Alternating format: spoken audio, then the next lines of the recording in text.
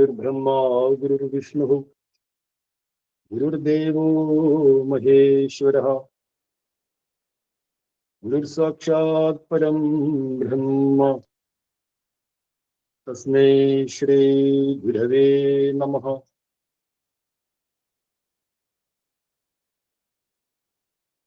अद्वैतानंद चिन्मात्र ज्योतिर्नारायणात्मकम् तथास्तु धर्मबोधाय नित्यमव्याहतात्मनाम्। ओम श्रीनारायण परमगुरवे नमः।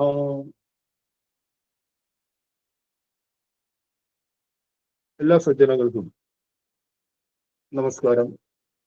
നമ്മളൊന്ന് സ്വാമി തൃപാദങ്ങൾ രചിച്ച ശ്രീനാരായണ ധർമ്മം എന്ന കൃതിയാണ് അധ്യയനം ചെയ്യുന്നത്. ഈ കൃതിയിലെ 8ാമത്തെ അധ്യായമായ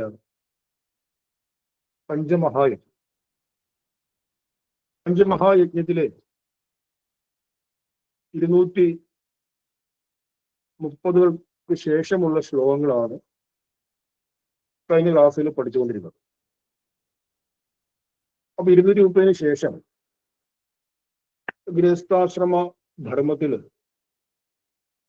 മുഖ്യമായിട്ടും ഭാര്യാധർമ്മത്തെ പ്രകീർത്തിക്കുന്ന ശ്ലോകങ്ങളാണ് ഈ അധ്യായത്തിന്റെ അവസാനം വരെ വരുന്നത്. 244 ശ്ലോകം വരും. അപ്പൊ ഈ ശ്ലോകങ്ങളുടെ പൊതുവായ താല്പര്യം എന്ന് പറയുന്നത്, ഒരു കുടുംബത്തിൽ ആ കുടുംബത്തിന്റെ വികാസത്തിന് മുഖ്യ പങ്ക് വഹിക്കുന്ന ഭാര്യയുടെ ധർമ്മത്തെ ചൂണ്ടിക്കാണിക്കുകയും ആ ധർമ്മത്തെ പ്രശംസിക്കുകയും ചെയ്യുക എന്നുള്ളതാണ്. ഈ ശ്ലോകങ്ങളിൽ ശ്രദ്ധേയമായൊരു ശ്ലോകമാണ് 241 ശ്ലോകം. ശ്ലോകം 241. അന്തഃപുരമഹാകാരാം ഹിത്വാപി സ്വയമേവയാ ഗോപായതി സ്വചാരിത്ര്യം ഏഷാ സാദൈരോത്തമാ. ഊർജലം. അന്തഃപുരമഹാകാരാം ഹിത്വാപി സ്വയമേവയാ ഗോപായതി സ്വചാരിത്ര്യം ഏഷാ സ്യാദൈരോത്തമാ. ഈ ശ്ലോകത്തില് വലിയൊരു ആദർശത്തെ ഗുരുദേവൻ പ്രഖ്യാപിക്കുന്നുണ്ട്. ഇന്നത്തെ കാലഘട്ടത്തിൽ വ്യക്തി സ്വാതന്ത്ര്യത്തിന് വലിയ പ്രാധാന്യമുള്ള ഒരു കാലഘട്ടമാണ്. ലോകത്തിലെ വിവിധ രാജ്യങ്ങളൊക്കെ തന്നെ ഒരു വ്യക്തിയുടെ പരമമായ സ്വാതന്ത്ര്യത്തെ വലിയ രീതിയിൽ മാനിക്കുന്നുണ്ട്.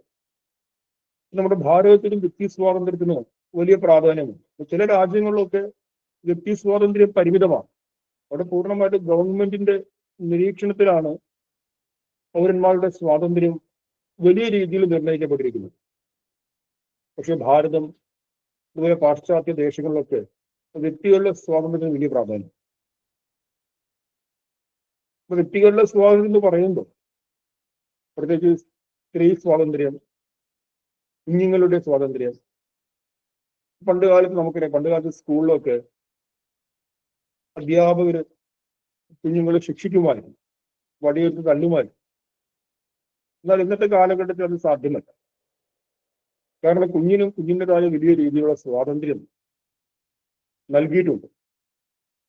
അതുപോലെ തന്നെ സ്ത്രീ സ്വാതന്ത്ര്യത്തിന് വേണ്ടിയും വലിയ രീതിയിൽ ചർച്ചകൾ ഒക്കെ നടക്കുന്ന കാലഘട്ടമാണ്. സ്വാതന്ത്ര്യം എന്നുള്ളതിന്റെ നിർവചനം പോലും മറികടന്ന് സ്വാതന്ത്ര്യത്തിന്റെ ഏറ്റവും എക്സ്ട്രീമായ തലത്തിൽ പോലും ചിന്തിക്കുകയും പ്രവർത്തിക്കുകയും ചെയ്യുന്ന ഒരു കാലഘട്ടം കൂടിയാണ്. പക്ഷെ ഒരു 100 വർഷം മുമ്പ് നമുക്കറിയാം, 100 വർഷം മുമ്പ് വ്യക്തി സ്വാതന്ത്ര്യം എന്ന് പറയുന്നത് വളരെ പരിമിതമായി. അന്ന് രാജഭരണങ്ങളായിരുന്നു, വ്യവസ്ഥാപിതമായി തിരഞ്ഞെടുക്കപ്പെട്ട ജനാധിപത്യ സർക്കാരുകൾ ഇല്ലായിരുന്നു. മാത്രമല്ല, ചാതുർവർണ്ണ വ്യവസ്ഥ ഈ സമൂഹത്തിൽ വളരെ രൂക്ഷമായിരുന്നു.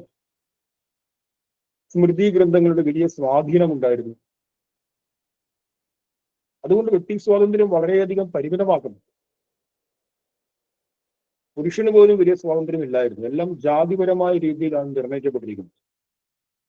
പുരുഷന് പോലും സ്വാതന്ത്ര്യം കുറഞ്ഞൊരു കാലഘട്ടത്തിൽ സ്ത്രീകളുടെ സ്വാതന്ത്ര്യം എപ്രകാരമായിരിക്കുമെന്ന് നമുക്ക് ഊഹിക്കാവുന്നതേ ഉള്ളൂ. അപ്പൊ അങ്ങനെ ഒരു കാലഘട്ടത്തിൽ ഇരുന്നു കൊണ്ടാണ് ഗുരുദേവൻ വലിയൊരു വിപ്ലവ സന്ദേശത്തെ ഈ ശ്ലോകത്തിലൂടെ പറയുന്നത്. അപ്പൊ ഈ ശ്ലോകത്തിന്റെ ആദ്യ വരി ശ്രദ്ധിച്ചാൽ നമുക്കിത് മനസ്സിലാക്കാം. അന്തഃപുര മഹാകാര്യം ഹിത്വ എന്നാണ് പറഞ്ഞത്. സ്ത്രീകള് വീട്ടുതടങ്കലിനെ ഉപേക്ഷിക്കണം. അന്തഃപുരം എന്ന് പറഞ്ഞാൽ വലിയ കൊട്ടാരങ്ങളിലൊക്കെ രാജ്ഞിമാർക്ക് താമസിക്കാനുള്ള മുറികളെയാണ് പറയുന്നത്. പക്ഷെ ഇതിൽ കൂടിയും കേവലം വീട്ടിൽ തളച്ച് ഇടുക എന്നുള്ള ഒരു സംവിധാനത്തെ മറികടന്ന് സ്ത്രീകൾ മുന്നോട്ട് കുതിക്കണമെന്ന വലിയ സന്ദേശം നമുക്ക്. കാരണം ഈ ഒരു വാക്യം അന്നത്തെ കാലത്തെ സംബന്ധിച്ചോളം അത് വലിയ വിപ്ലവകരമായ വാക്യം തന്നെയാണ്. നമ്മൾ ഏതൊരു ശ്ലോകം കൃതി പഠിക്കുമ്പോഴും ആ കൃതി എഴുതപ്പെട്ട ഒരു കാലഘട്ടത്തിന്റെ സ്വാധീനം അല്ലെങ്കിൽ ആ എഴുതപ്പെട്ട കാലഘട്ടത്തിന്റെ ഒരു സാഹചര്യം കൂടി മനസ്സിൽ വെച്ചുകൊണ്ടാണ് ആ കൃതി പഠിക്കേണ്ടത്. ഇപ്പൊ നമ്മുടെ മിക്കവാറും നമ്മുടെ വിലയിരുത്തലുകൾ, നിരീക്ഷണങ്ങൾ എപ്പോഴും നാം ജീവിക്കുന്ന പ്രദേശത്തിന്റെ സമയവും നാം ജീവിക്കുന്ന പ്രദേശത്തിന്റെ സാഹചര്യത്തിൽ ഇരുന്നു കൊണ്ടാണ് നമ്മൾ എല്ലാത്തിനെയും നിരീക്ഷിക്കുന്നത്. ഇപ്പൊ കേരളത്തിൻ്റെതായ ഒരു സാഹചര്യമുണ്ട്. കേരളത്തിന്റെ ഒരു രാഷ്ട്രീയ, സാമൂഹ്യ, സാമുദായിക സാഹചര്യം. ഈ സാഹചര്യത്തിൽ ഇരുന്നു കൊണ്ടാണ് നമ്മൾ ഇന്ത്യയിലെ മുഴുവനും കാര്യങ്ങൾ വിലയിരുത്തുന്നത്. ഇന്ത്യയിലെ ഓരോരോ പ്രദേശത്തെയും സാമൂഹ്യ, സാമുദായിക സാഹചര്യങ്ങളുണ്ട്. ആ സാഹചര്യത്തെ മനസ്സിലാക്കിയാൽ മാത്രമേ നമുക്ക് ഒരു ആശയം ഇവിടെ എങ്ങനെയാണോ നടപ്പിലാകുന്നത്, അതേപോലെ ആ ആശയത്തിന് അവിടെ എത്രത്തോളം നടപ്പിലാകാൻ സാധ്യതയുണ്ടെന്ന് അവിടുത്തെ സാഹചര്യത്തിൽ ഇരുന്നുകൊണ്ട് മാത്രമേ നമുക്ക് ചിന്തിക്കാനും മനസ്സിലാക്കാനും സാധിക്കും. ഇപ്പോ കഴിഞ്ഞ ഏതാനും ആഴ്ചകൾക്ക് മുമ്പ് ധർമ്മസംഘം ട്രസ്റ്റിന്റെ നേതൃത്വത്തിൽ ഡൽഹിയിൽ വെച്ച് ഗുരുദേവനും ഗാന്ധിജിയുമായി കൂടിക്കാഴ്ച നടന്നതിന്റെ ശതാബ്ദി ആഘോഷിക്കേണ്ടത്. ബഹുമാനപ്പെട്ട പ്രധാനമന്ത്രി ആ ആഘോഷവേളയിൽ പങ്കെടുക്കുകയും അതിനെ സമുദ്ഘാടനം ചെയ്യുകയും ചെയ്തു. പ്രധാനമന്ത്രി പറഞ്ഞു, ഗുരുദേവന്റെ പല ആശയങ്ങളും ഗവൺമെന്റിന്റെ നയരൂപീകരണ പരിപാടികൾക്ക് സ്വാധീനം ചെലുത്തിയിട്ടുണ്ടെന്ന് പറഞ്ഞു. മുഖ്യമായിട്ടും ഗുരുവിന്റെ അഷ്ടലക്ഷ്യങ്ങളിൽ ഒന്നായ, അതുപോലെ ഗുരുവിന്റെ മൗലികമായ ദർശനമായിരിക്കുന്ന ശുചിത്വ ദർശനം. ആ ശുചിത്വ ദർശനം ഇന്ന് ഇന്ത്യ ഭരിക്കുന്ന ഗവൺമെന്റ് അവരുടെ ശുചിത്വ ക്യാമ്പയിൻ ഉണ്ട്, സ്വച്ഛ ഭാരത് അഭിയാൻ എന്ന് പറഞ്ഞു. ആ ശുചിത്വ ക്യാമ്പയിൻ നടപ്പിലാക്കാൻ പ്രേരണയായി തീരുന്നത് ഗുരുവിന്റെ ശുചിത്വ ദർശനമാണെന്ന് പ്രധാനമന്ത്രി പറയുകയുണ്ട്. നമുക്കത് കേരളത്തിന്റെ ഒരു അന്തരീക്ഷത്തിൽ ഇരുന്ന് കേൾക്കുമ്പോൾ ശുചിത്വത്തിന് എന്താ ഇത്ര വലിയ പ്രാധാന്യമുണ്ടോ എന്ന് തോന്നിപ്പോ. പക്ഷെ മറ്റ് സംസ്ഥാനങ്ങളിൽ പോയി അവിടുത്തെ ഗ്രാമീണ ജീവിതത്തിന്റെ ഒരു ഉള്ളിലേക്ക് കടന്നു കഴിഞ്ഞാൽ ഗുരു പറഞ്ഞിരിക്കുന്ന സാമൂഹ്യ ശുചിത്വം എത്രത്തോളം ഇന്നും പ്രസക്തമാണെന്ന് മനസ്സിലാക്കാൻ സാധിക്കും. ഇന്നും ശൗചാലയങ്ങളില്ലാതെ വലിയൊരു ജനസമൂഹം ഇന്നും കഴിയുന്ന പ്രദേശങ്ങൾ ഉത്തരഭാരതത്തിലെമ്പാടുമുണ്ട്. അങ്ങനെയുള്ള ഒരു പ്രദേശത്തിന്റെ സാഹചര്യത്തിൽ ഇരുന്നുകൊണ്ട് മാത്രമേ നമുക്ക് ശുചിത്വ ക്യാമ്പയിൻ എന്നൊക്കെ അവിടുത്തെ സർക്കാരുകൾ പറയുമ്പോൾ, അവിടുത്തെ പ്രാദേശിക സർക്കാരുകൾ പറയുമ്പോൾ അതിന്റെ പ്രാധാന്യത്തെ നമ്മൾ മനസ്സിലാക്കുന്നുണ്ട്. അതായത് കേരളത്തിന്റെ ഒരു സാമൂഹിക സാഹചര്യം ഇരുന്നുകൊണ്ട് നമ്മൾ മറ്റെല്ലാത്തിനെയും വിമർശനാത്മകമായി മാത്രം കാണുന്ന ഒരു നിലപാടിലേക്ക് വരുന്നത്. അപ്പൊ ഞാനിത് സാന്ദ്രമായിട്ട് പറയാൻ കാരണം, ഒരു കൃതി പഠിക്കുമ്പോൾ ആ കൃതി എഴുതപ്പെട്ട ഒരു കാലഘട്ടമുണ്ട്, ആ കാലഘട്ടത്തിന്റെ സാമൂഹിക യാഥാർത്ഥ്യങ്ങളുണ്ട്, ആ ദേശമുണ്ട്. അതിനൊരു പശ്ചാത്തലം മനസ്സിൽ വെച്ച് ആ ആശയങ്ങളെ പഠിച്ചാൽ നമുക്ക് ഒരുപാട് അർത്ഥങ്ങളെ മനസ്സിലാക്കാൻ സാധിക്കും. ഇപ്പൊ ഭഗവത്ഗീത നമ്മൾ പഠിക്കണം. ഭഗവത്ഗീത പഠിക്കുന്ന സമയത്ത് സഹസ്രാബ്ദങ്ങൾക്ക് മുമ്പ് ഭാരതത്തിൽ ഒരു സാമൂഹ്യ സാഹചര്യമുണ്ട്. ആ സാമൂഹ്യ സാഹചര്യങ്ങളിൽ നിന്നുകൊണ്ട് ഭഗവത്ഗീത നാം പഠിക്കുകയാണെങ്കിൽ അതിൽ സ്വീകരിക്കേണ്ടതായ ഒരുപാട് ആശയങ്ങളുണ്ട്. നേരെ മറിച്ച് ഇന്നത്തെ സാഹചര്യത്തിൽ തിരസ്കരിക്കേണ്ടതായ ഒരുപാട് ആശയങ്ങളുണ്ട്. എന്നാൽ പൂർണ്ണമായിട്ട് വിമർശനാത്മകമായിട്ട് മാത്രം ചിന്തിച്ചു കഴിഞ്ഞാലോ അതൊക്കെ പഴയ ഗ്രന്ഥം തള്ളിക്കളയുക എന്ന് പറഞ്ഞു കഴിഞ്ഞാൽ അത് ഉചിതമായ സമീപനം. അതേപോലെ തന്നെ ഈ ഒരു കൃതി എഴുതിയ ഒരു കാലഘട്ടം, ആ കാലഘട്ടത്തിൽ വ്യക്തി സ്വാതന്ത്ര്യം വളരെയധികം പരിമിതമാക്കപ്പെട്ടൊരു കാലഘട്ടമാണ്. പുരുഷന്മാർക്ക് പോലും സ്വതന്ത്രമായി സഞ്ചരിക്കാൻ കഴിയാത്തൊരു കാലഘട്ടത്തിൽ സ്ത്രീകളുടെ കാര്യം, അത് ഏത് സമുദായത്തിന്റെ കാര്യം നമുക്ക് പറയേണ്ടതില്ല. പ്രത്യേകിച്ച് നമ്പൂതിരി സമുദായത്തിലെ സ്ത്രീകൾക്ക് അനുഭവിച്ച ആ വലിയ അസ്വാതന്ത്ര്യത്തെ കുറിച്ചൊക്കെ നമുക്ക് ചരിത്രങ്ങളിലൂടെ, സാഹിത്യങ്ങളിലൂടെ ഒക്കെ മനസ്സിലാക്കാൻ സാധിക്കും. അപ്പൊ അങ്ങനെ ഒരു കാലഘട്ടത്തിൽ ഇരുന്നു കൊണ്ട് ഗുരുദേവൻ വലിയൊരു വിപ്ലവ സന്ദേശത്തെ സമൂഹത്തിന് നൽകുന്നുണ്ടെങ്കിൽ എത്രമാത്രം പ്രാധാന്യം അതിനുണ്ടെന്ന് മനസ്സിലാക്കും. എന്താണ് പറഞ്ഞിരിക്കുന്നത്? സ്ത്രീകൾ എന്ന് പറഞ്ഞാൽ കേവലം ഭർത്താവിന്റെയും അതുപോലെ തന്നെ കുഞ്ഞുങ്ങളുടെയും കാര്യങ്ങൾ മാത്രം നോക്കി ആജീവനാന്തം വീട്ടിൽ മാത്രം തളയ്ക്കപ്പെടേണ്ടവളാണ് എന്നുള്ള സമൂഹത്തിന്റെ പൊതുധാരണയെ വ്യക്തിമാറ്റുകയാണ്. അതുകൊണ്ട് അതിരൂക്ഷമായ അല്പം കടന്ന പ്രയോഗമാണ് ഗുരുദേവൻ നടത്തിയത്. എന്താണ്? അന്തഃപുര മഹാകാര്യം. അന്തഃപുരത്തെ വലിയൊരു ജയിലായിട്ടാണ് പറയുന്നത്, ഒരു തടവറയാണ്. ആ തടവറയിൽ മാത്രം തന്റെ ജീവിതത്തെ പരിമിതപ്പെടുത്താതെ ആ തടവറയെയും മറികടന്ന് മുന്നോട്ട് പോകണം. എന്തു പറയുന്നു? സ്വയമേവ സുചാരിത്ര്യം ഗോപായതി യേശ ദൈത എന്ന് പറയുന്നു. അന്തഃപുരമാകുന്ന അതായത് വീട്ടു തടങ്കലിൽ മാത്രം കഴിഞ്ഞുകൊണ്ട് ആജീവനാന്തം തന്റെ ജീവിതത്തിൽ നിർവഹിക്കുക എന്നുള്ളതല്ല, മറിച്ച് ആ തടവരെയും മറികടന്നുകൊണ്ട് സ്വചാരിത്ര്യം. ഈ ഗ്രന്ഥത്തിൽ സ്വചാരിത്രം എന്നതിന്റെ അർത്ഥമായിട്ട് പതിവ്രതാ ധർമ്മവും നൽകിയിട്ടുണ്ട്. നമുക്ക് സ്വചാരിത്രം എന്ന ആ വാക്കിന് അർത്ഥം എടുത്തു കഴിഞ്ഞാൽ തന്നെ വ്യക്തിത്വം എന്നാണ് അർത്ഥം. ചാരിത്രം എന്ന് പറഞ്ഞാൽ വ്യക്തിത്വം എന്നാണ് അർത്ഥം. ചരിത്രം എന്ന വാക്കിനാണ് ചാരിത്രം ഉണ്ടായത്. ചരിത്രം മഹനീയ ചരിത്രായ എന്ന് നമ്മൾ ഗുരുഷത്വത്തിൽ കാണാറുണ്ട്. മഹനീയ ചരിത്രം എന്ന് പറയുമ്പോൾ മഹത്തായ ചരിത്രം എന്നല്ല അർത്ഥം. സംസ്കൃതത്തിന് ഹിസ്റ്ററി, ഇംഗ്ലീഷിൽ നമ്മൾ ഹിസ്റ്ററി എന്ന് പറയുന്ന പദം, അത് സംസ്കൃത ഭാഷയിൽ പറയുമ്പോൾ ഇതിഹാസം എന്നാണ് പറയുന്നത്. ഇതിഹാസം ഹിസ്റ്ററിക്ക് സമാനമായ പദമാണ്. ചരിത്രം എന്ന് പറയുമ്പോൾ വ്യക്തിത്വമാണ്, നമ്മുടെ വ്യക്തിത്വം, ക്യാരക്ടർ. അപ്പൊ സ്ത്രീ എന്ത് ചെയ്യണം? ചാരിത്ര്യം ഗോപായതി, തന്റെ വ്യക്തിത്വത്തെ ശ്രേഷ്ഠമായി സംരക്ഷിക്കണം.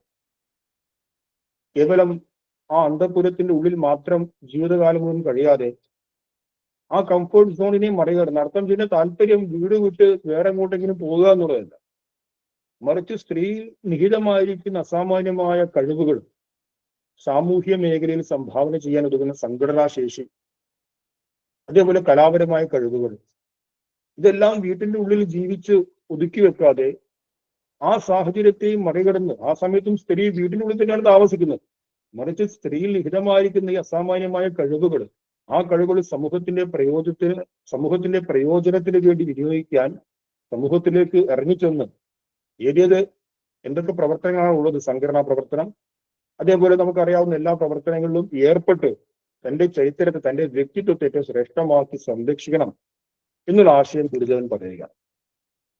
അങ്ങനെ ഈ അധ്യായത്തിന്റെ അവസാന ശ്ലോകങ്ങളിൽ ഈ പറയുന്ന പോലെ സ്ത്രീധർമ്മത്തിന്റെ, ഭാര്യാധർമ്മത്തിന്റെ മഹനീയത, അതിന്റെ ലക്ഷ്യങ്ങളൊക്കെ ഗുരുദേവൻ ചൂണ്ടിക്കാണിക്കുന്നു.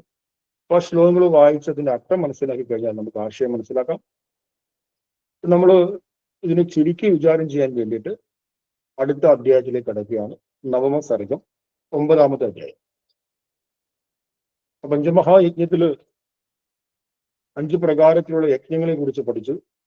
അതിനുശേഷം ഭാര്യ, ഭർത്താവ്, കുഞ്ഞുങ്ങൾ അനുഷ്ഠിക്കേണ്ട വിവിധ ധർമ്മങ്ങളെ കുറിച്ച് ഗുരുദേവൻ ഈ അധ്യായത്തിൽ ചൂണ്ടിക്കാണിച്ചു. അതിന്റെ പൊതുവായ താല്പര്യത്തെയാണ് നമ്മൾ പഠിച്ചത്. നമ്മൾ പറഞ്ഞിട്ടുണ്ട്, ആദ്യമേ പറഞ്ഞിട്ടുണ്ട്, ഈ കൃതി പദാനുപദം അധ്യയനം ചെയ്യുന്ന ശൈലിയല്ല, മറിച്ച് ഒരുപാട് ശ്ലോകങ്ങളുടെ പൊതുവായ താല്പര്യത്തെ മനസ്സിലാക്കുന്ന ശൈലിയാണ് അനുവർത്തിക്കുന്നതെന്ന് ആമുഖമായിട്ട് പറഞ്ഞിട്ടുണ്ട്.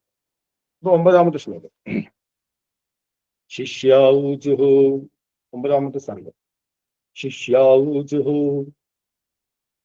കരുണാരസകല്ലോലമാനാന്തസ്ഥിത മാനസ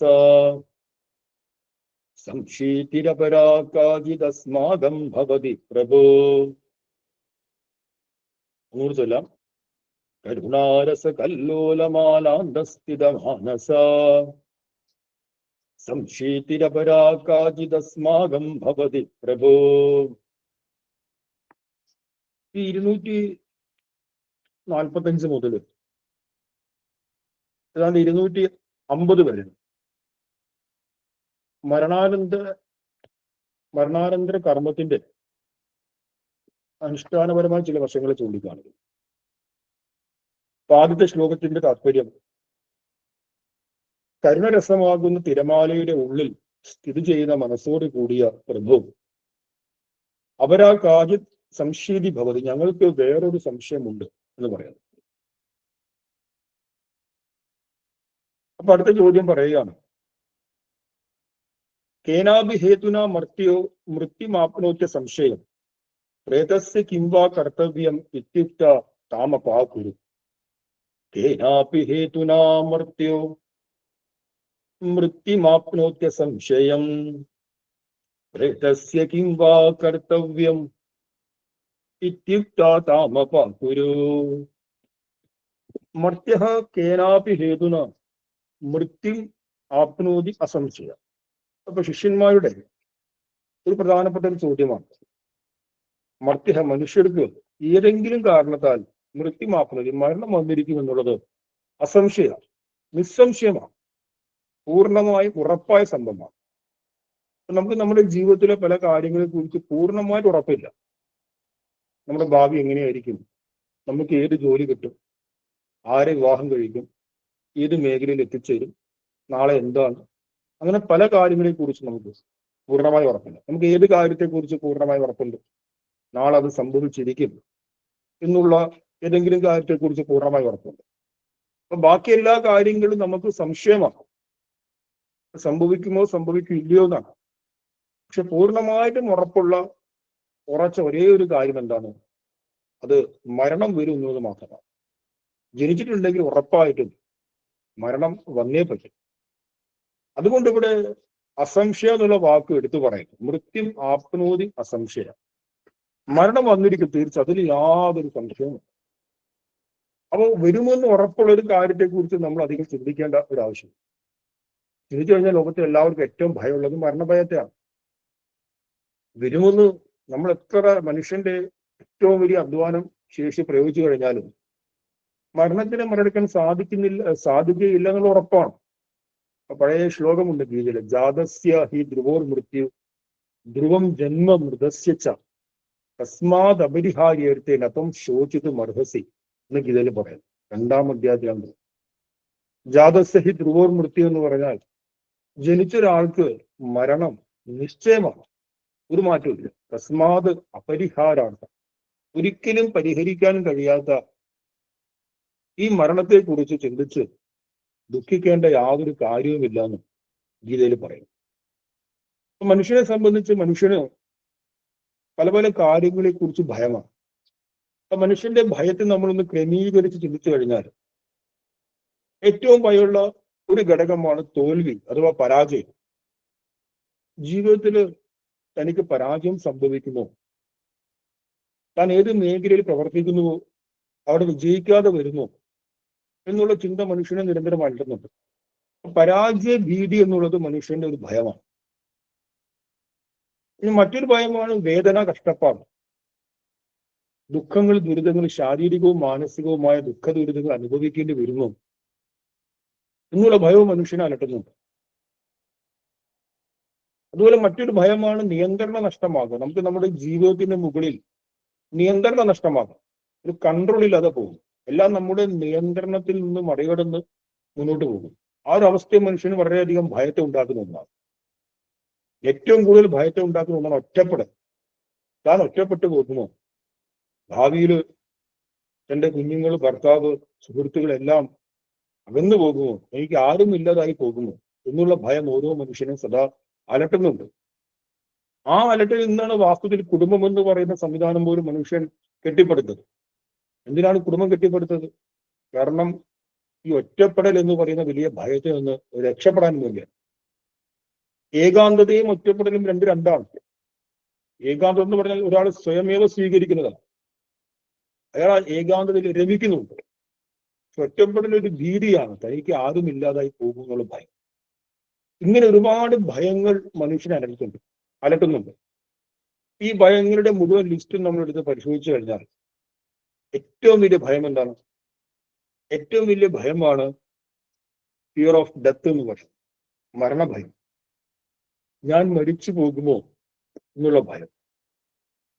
ഏറ്റവും വലിയ തമാശ, മരിക്കും എന്നുള്ളത് 100% ഉറപ്പാണ്.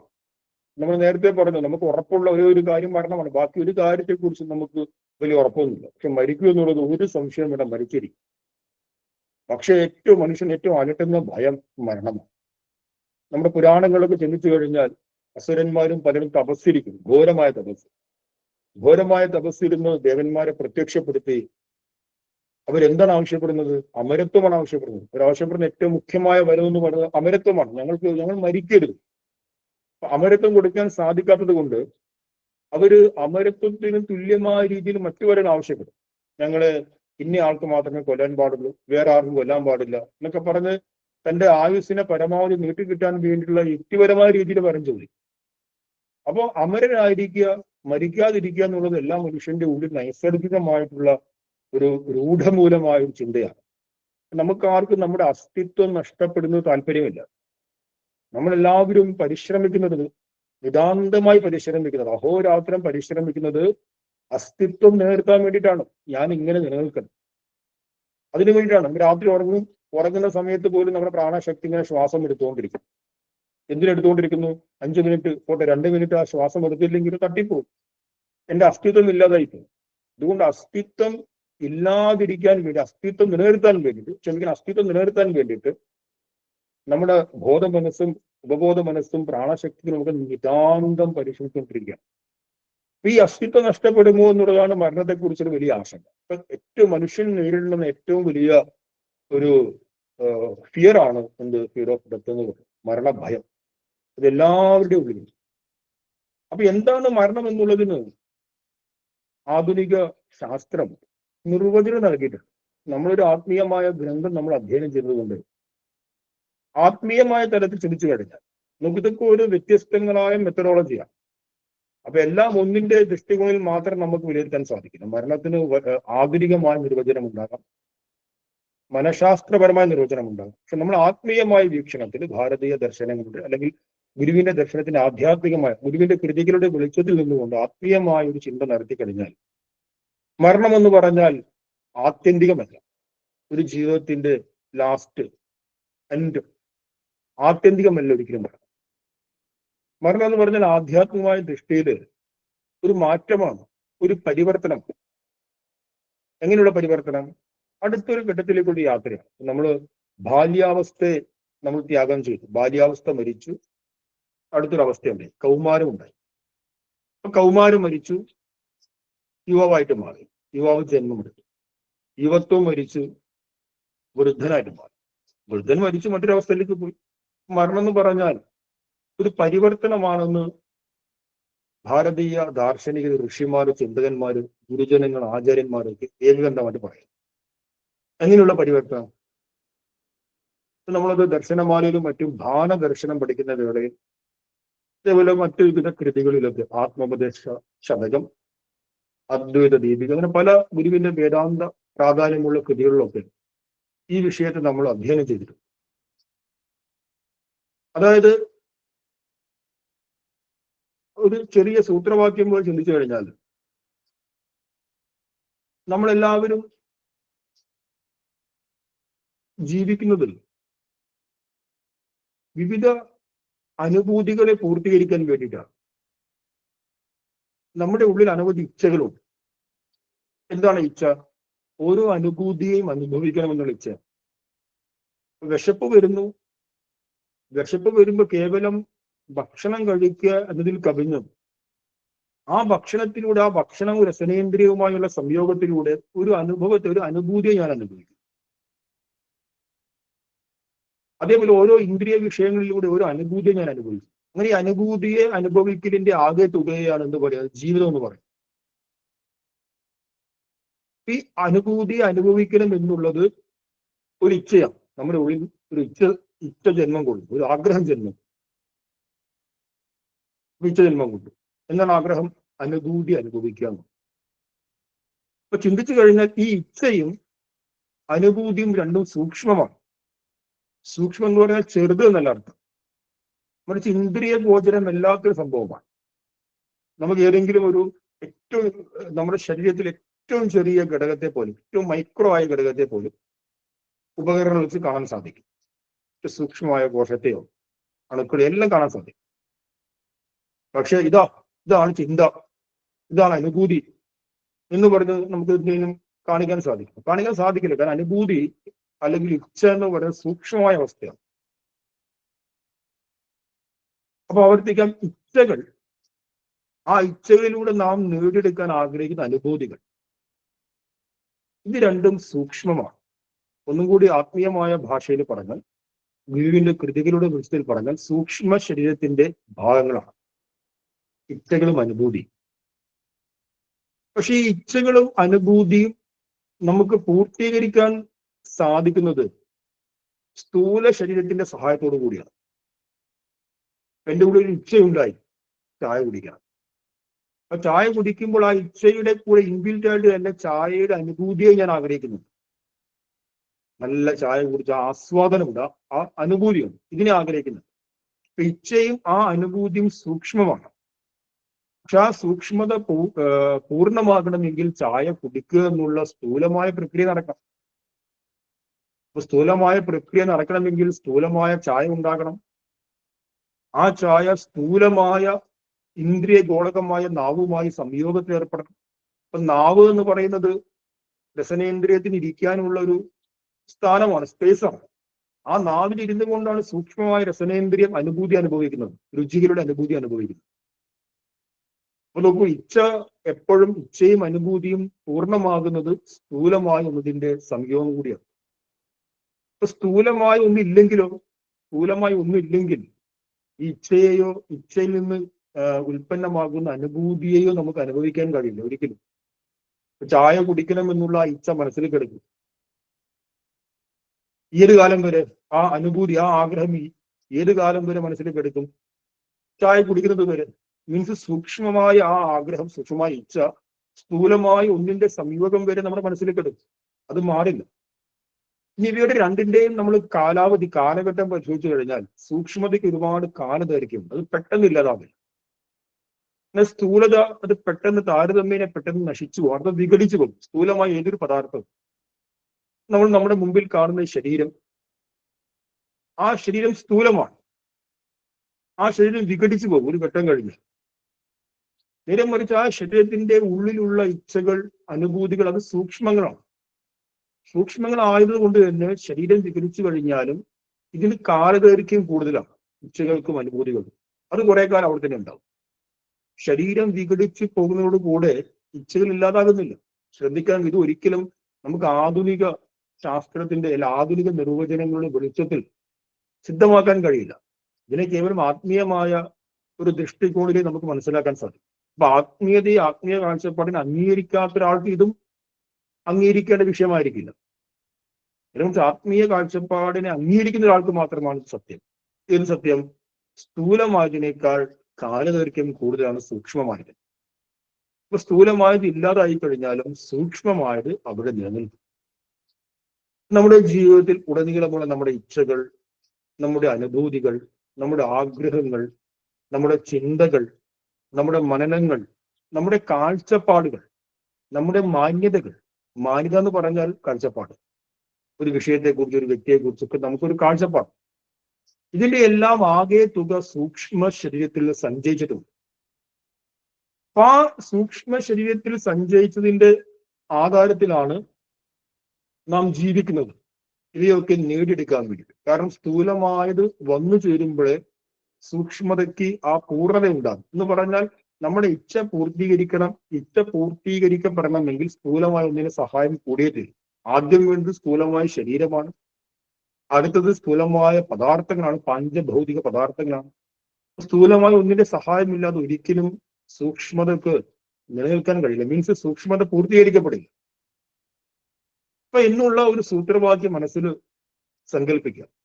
ഈ സൂക്ഷ്മമായവയുടെ ആകെ തുകയെ നമുക്ക് എന്ത് പറയാം? സൂക്ഷ്മ ശരീരം എന്ന് പറയാം, ഇതിന്റെ ആകെ തുക. അപ്പൊ ഈ സൂക്ഷ്മ ശരീരത്തില് നമ്മുടെ ആഗ്രഹങ്ങളും സങ്കല്പങ്ങളും ചിന്തകളും ഒക്കെ നിറഞ്ഞിരിക്കുകയാണെന്ന് മനസ്സിലാക്കണം.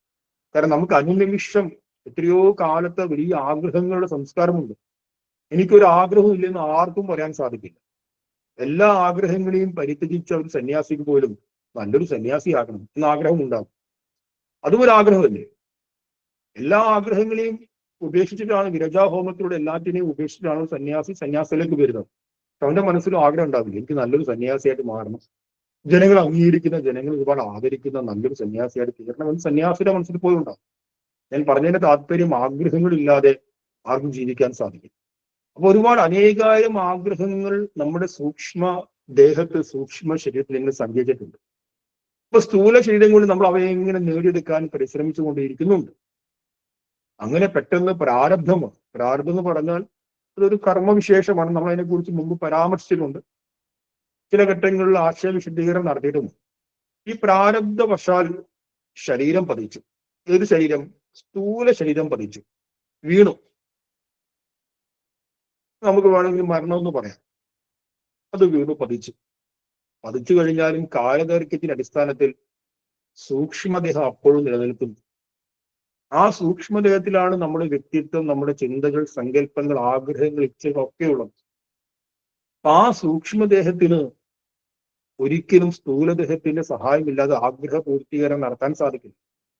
കാരണം ആഗ്രഹങ്ങൾ സംസ്കാരമുണ്ട്, പ്രബലമായിട്ടുണ്ട്. എനിക്ക് ഭക്ഷണം കഴിക്കണം, എനിക്ക് അങ്ങനെ പോകണം, ഇങ്ങനെ പോകണം. അപ്പൊ ഒരു സ്ഥൂലദേഹത്തിന്റെ സഹായമില്ലാതെ എന്ത് ചെയ്യും? അപ്പോഴെന്ത് സംഭവിക്കും? ഒരു സ്ഥൂലദേഹം പതിച്ചു കഴിഞ്ഞാൽ ആ വ്യക്തിയുടെ ആഗ്രഹങ്ങളും ഇച്ഛകളും സങ്കല്പങ്ങളും ഒക്കെ സൂക്ഷ്മദേഹത്തിൽ അവശേഷിക്കുന്നു. ആ സൂക്ഷ്മദേഹം മറ്റൊരു സ്ഥൂലദേഹത്തെ ആഗ്രഹിക്കുന്നു, തന്റെ ഇച്ഛകളെ പൂർത്തീകരിക്കാൻ, തന്റെ കർമ്മവാസനകളെ പൂർത്തീകരിക്കാൻ. അങ്ങനെ ആ സൂക്ഷ്മ ശരീരം തന്റെ സംസ്കാരത്തിന് അനുസൃതമായ, മീൻസ് ജീവിത കാലഘട്ടം മുഴുവൻ ആ വ്യക്തി കണ്ടത്, കേട്ടത്, ചിന്തിക്കുന്നത്, ഇതൊക്കെ സംസ്കാരമായിട്ട് സൂക്ഷ്മദേഹത്തിലുണ്ട്, വാസനാ സംസ്കാരങ്ങളുണ്ട്. ആ വാസനാ സംസ്കാരത്തിന് അനുസൃതമായ ഒരു സ്ഥൂല ശരീരത്തിലേക്ക് വീണ്ടും ആ സൂക്ഷ്മ ശരീരം പോയി ചേരുന്നു. ഇതിനെയാണ് എന്ത് പറയുന്നത്? ഇതിനെയാണ് ജനനം എന്ന് പറയുന്നത്. സൂക്ഷ്മ ശരീരത്തിന്റെ വിടുതലിനെയാണ് എന്ത് പറയുന്നത്? മരണം എന്ന് പറയുന്നത്. അപ്പൊ സ്ഥൂലദേഹത്തിൽ നിന്ന് സൂക്ഷ്മദേഹം വിഘടിക്കുന്നു. അതിന് കുറെ നമ്മുടെ യോഗപരമായ, തന്ത്രശാസ്ത്രപരമായ, വേദാന്തപരമായ ഒരുപാട് വ്യാഖ്യാനങ്ങളും നിർവചനങ്ങളും, പ്രാണങ്ങൾ, ഉപപ്രാണങ്ങൾ, അവയുടെ ഗമനാഗമങ്ങളെ കുറിച്ച് വിസ്തരിച്ച് ചർച്ചയുണ്ട്. പക്ഷെ അതിന്റെ ഒരു ആകെ തുക എന്ന് പറയുന്നത് ഇത്രയും കാര്യമാണ്. സ്ഥൂലദേഹം വീണു കഴിഞ്ഞാൽ സൂക്ഷ്മദേഹം നിലനിൽക്കുന്നു. കാരണം സൂക്ഷ്മദേഹത്തിന് സ്ഥൂലദേഹത്തെക്കാൾ കാലദൈർഘ്യം കൂടുതലാണ്. അതുകൊണ്ട് എന്ത് സംഭവിക്കുന്നു? സൂക്ഷ്മദേഹത്തിന് മറ്റൊരു സ്ഥൂലദേഹത്തെ സ്വീകരിച്ചേ പറ്റൂ. കാരണം ഒരുപാട് ആഗ്രഹങ്ങളും സങ്കല്പങ്ങളും ഒക്കെ ഉള്ളിലുണ്ട്. അതിന് പൂർത്തീകരിച്ചിട്ടില്ലെങ്കിൽ കർമ്മക്ഷയം ഉണ്ടാവില്ല, കർമ്മവാസന നിലനിൽക്കും. അപ്പൊ മറ്റൊരു തനിക്ക് അനുയോജ്യമായ ഒരു സ്ഥൂലദേഹത്തിലേക്ക് പ്രകൃതിയുടെ സംവിധാനം ആ സൂക്ഷ്മദേഹത്തെ നയിക്കുന്നു. ഓർക്കണം, പ്രകൃതിക്ക് പുറകിലും ഒരു അഡ്മിനിസ്ട്രേഷൻ സംവിധാനമുണ്ട്. നമ്മളൊരു സ്ഥാപനത്തിലേക്ക് പോയി കഴിഞ്ഞാലും, നമ്മുടെ വീട്ടിലായാലും, എവിടെ ആയാലും അതിനെ വ്യവസ്ഥപ്പെടുത്തുന്ന ഒരു അഡ്മിനിസ്ട്രേഷൻ ഉണ്ട്, ഒരു ഭരണനിർവഹണ സംവിധാനമുണ്ട്. അപ്പൊ അങ്ങനെയാണെങ്കിൽ ഈ വലിയ ബ്രഹ്മാണ്ടത്തെ ഇത്ര സിസ്റ്റമാറ്റിക് ആയിട്ട് കൊണ്ടുപോകാൻ യാതൊരു ഭരണനിർവഹണ സംവിധാനവും ഇല്ല എന്നാണ് നമ്മൾ പറയുന്നത്. തീർച്ചയായിട്ടും ഉണ്ട്. പ്രപഞ്ചത്തിന്റെ പുറകിൽ ആ പ്രപഞ്ചത്തെ കൃത്യമായ രീതിയിൽ ചലിപ്പിക്കുവാൻ ഒരു ഭരണനിർവഹണ സംവിധാനങ്ങളുണ്ട്. ആ ഭരണനിർവഹണ സംവിധാനത്തിന്റെ പ്രാപഞ്ചിക നിയമത്തിന്റെ, യൂണിവേഴ്സൽ ലോയുടെ ഭാഗമായിട്ട് തന്നെ സൂക്ഷ്മദേഹം അതിന് അനുസരിച്ച സ്ഥൂലദേഹത്തിലേക്ക് എത്തിപ്പെടുകയും ആ സ്ഥൂലദേഹത്തിലേക്ക് വന്ന് തന്റെ കർമ്മത്തെ വീണ്ടും പൂർത്തീകരിക്കുകയും ചെയ്യും. ഒരു വ്യക്തി, ആ വ്യക്തി ജീവിതകാലത്ത് വലിയ ഭക്തനാണെന്ന് കരുതും, വലിയൊരു ഗുരുഭക്തനാണ് എന്ന് രാവിലെ എഴുന്നേറ്റ് ഗുരുവിനെ പൂജിക്കുന്നു, ഹോമം ചെയ്യുന്നു, പ്രാർത്ഥിക്കുന്നു, വളരെ ധാർമ്മികമായ ഒരു ജീവിതം നയിക്കുന്നു. അങ്ങനെ ഒരു വ്യക്തി തന്റെ കർമ്മവാസനകളെ ക്ഷയിക്കാതെ മരണപ്പെട്ട് കഴിഞ്ഞാൽ ആ വ്യക്തിയുടെ സൂക്ഷ്മദേഹത്തിൽ എന്ത് സംസ്കാരമാണുള്ളത്? ആ ഒരു ഗുരുഭക്തിയുടെ തീവ്രമായ സംസ്കാരമാണ്. അതുകൊണ്ട് ആ വ്യക്തി അങ്ങനെ ഒരു സ്ഥൂലദേഹത്തിലേക്ക് എത്തിപ്പെടും, അല്ലെങ്കിൽ അങ്ങനെ ഒരു സാമൂഹിക കുടുംബ അന്തരീക്ഷത്തിലേക്ക് എത്തിപ്പെടും. കാരണം തന്റെ സംസ്കാരത്തിന് അനുസരിച്ച രീതിയിൽ ജീവിക്കാൻ ആവശ്യമാണ്. അതുകൊണ്ട് നമ്മൾ ആത്മീയമായ ഭാഷയിൽ പറഞ്ഞാൽ നമ്മുടെ സംസ്കാരം എത്രത്തോളം ശ്രേഷ്ഠമാക്കുന്നു, അത്രത്തോളം നമുക്ക് ശ്രേഷ്ഠമായ സാഹചര്യം വീണ്ടും വീണ്ടും വന്നു ചേരും. ഇങ്ങനെയാണ് ഈ ഒരു മരണത്തിന്റെ ഒരു ദാർശനികമായ വശം. വീണ്ടും ആവർത്തിക്കാം, ഇച്ഛകൾ, ആഗ്രഹങ്ങൾ എല്ലാം ചേർന്ന സൂക്ഷ്മദേഹം. ആ സൂക്ഷ്മദേഹത്തിന് കാലദൈർഘ്യം കൂടുതലാണ്. അതുകൊണ്ട് സ്ഥൂലദേഹം നിപതിച്ചു കഴിഞ്ഞാലും സൂക്ഷ്മദേഹം ശേഷിക്കുന്നു. ശേഷിച്ചു കഴിഞ്ഞാൽ ആ സൂക്ഷ്മദേഹം എന്തു ചെയ്യുന്നു? തനിക്ക് അനുകൂലമായ ഒരു സ്ഥൂലദേഹത്തിലേക്ക് സ്വാഭാവികമായിട്ട് മീൻസ് പ്രകൃതിയുടെ നിയമത്തിന് വിധേയമായി വന്നു ചെയ്യും. ഇതിനെ ജനനം എന്ന് പറയുന്നു. സൂക്ഷ്മദേഹവും സ്ഥൂലദേഹവും തമ്മിലെ വിഴുതലിനെ എന്ത് പറയുന്നു? മരണം എന്ന് പറയുന്നു.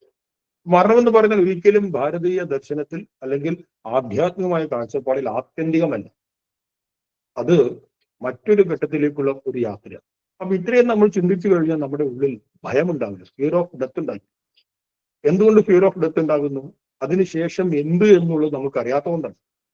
എന്റെ ഈ സ്ഥൂലദേഹം ഇല്ലാതായി കഴിഞ്ഞാൽ പിന്നെ എന്ത് സംഭവിക്കും എന്നുള്ളൊരു ഭയം നമ്മളെല്ലാവരും അറിയണം. പക്ഷെ ആത്മീയമായ ഒരു ഉൾക്കാഴ്ച ഉണ്ടെങ്കിൽ നമുക്ക് ആ ഭയത്തെ ഇന്റലക്ച്വലായിട്ട് മറികടക്കാൻ സാധിക്കും. വൈചാരികമായിട്ട് നമുക്ക് ആ ഭയത്തെ മറികടക്കാൻ സാധിക്കും. നമ്മൾ ഭയത്തെ മറികടക്കുന്നത് ചിന്തകൾ കൊണ്ടാണ്, ബുദ്ധി കൊണ്ടാണ്. അത് നമ്മുടെ ജീവിതത്തിന് വലിയൊരു സമാധാനത്തെ, ശാന്തിയെ നൽകും. എന്തായാലും കണക്ക്, ഇന്ന് വച്ചാലും കണക്ക്, നാളെ വച്ചാലും കണക്ക്. അത് വലിയ ശാന്തിയെ, വലിയ കരുത്തിനെ, വലിയൊരു ആത്മാനന്ദത്തെ നമുക്ക് നൽകുന്ന ഒരു കാര്യമാണ് ഈ മരണത്തിന്റെ ദാർശനികതയെ കുറിച്ച് മനസ്സിലാക്കുകയും ആ മരണത്തിന്റെ ഭയം ഇല്ലാതിരിക്കുകയും ചെയ്യുക എന്നുള്ളത്.